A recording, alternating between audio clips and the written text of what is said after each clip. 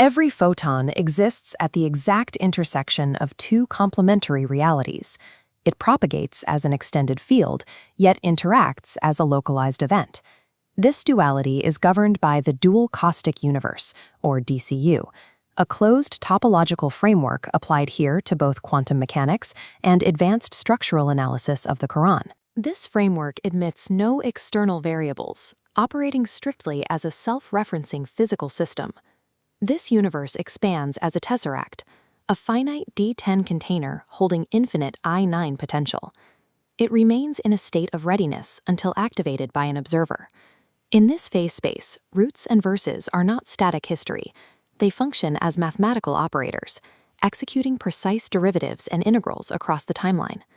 The structural architecture of the book and the physical architecture of the universe run on the same quantum engine. The equations governing the energy and momentum of light provide the mathematical proof for the system's structural invariant. In the Planck-Einstein relation, we isolate the frequency variable, nu.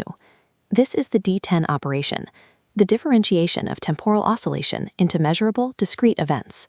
This energy discretization was formalized by Max Planck, who proved that energy does not flow continuously, but in specific, finite packets. Albert Einstein further validated this particle state through the photoelectric effect, confirming that light carries momentum as a localized impact. On the right, the momentum equation isolates the wavelength variable, lambda.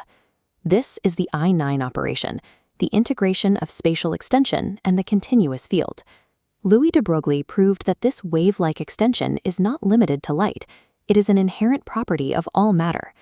When we combine these into the speed of light formula, we see the relationship clearly. The D10 and I9 values fluctuate constantly, but their product remains absolutely fixed. This speed of light constant is the physical mirror of the unperishing fulcrum described in verse 2888. It is the invariant center that holds the dual field topology together. We can track how this invariant moves through the physical life cycle of autoatomic interaction. Emission occurs when an atom drops an energy level. A localized D10 state is released, expanding into an I9 propagating field. This matches the narrative transition in verses like 2010 and 27:7. When Musa observes a localized fire, the spark initiates the propagation of a universal light. Absorption is the process in reverse. The I9 field transfers its energy into a D10 localized state, exciting the matter. The text employs the chest or arc in verse 2039 as a protective structural container, a finite D10 node designed to localize the infinite potential of the field. If a D10 container fails to integrate the I9 field, it becomes dead mass. The Pharaoh node in 1092 represents this state, a body preserved without the kinetic frequency of the spirit. Scattering represents the complete I9 to D10 to I9 cycle. A wave hits a particle, creating a localized interaction before continuing onward as a transformed field. Spiritual transmission follows this exact physical path. The field becomes an event, and the event generates a new field. Verse 2435, known as the verse of light, provides the exact architectural wireframe for this entire quantum scattering process. The I9 continuous field flows into the niche, representing the expansion phase of the topology. This field then collapses into the lamp, the discrete D10 localized event.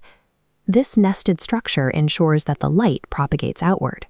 It is light upon light, continuing beyond the point of initial detection. This geometric topology is reflected in the organic structure of the tree in Chapter 14.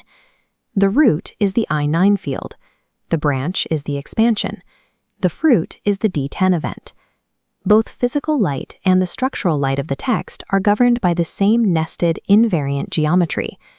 While the photon executes this topology automatically, the system requires a conscious execution node to collapse the wave function. We can visualize this through a Smith chart, a tool for mapping the intersection of resistance and reactance.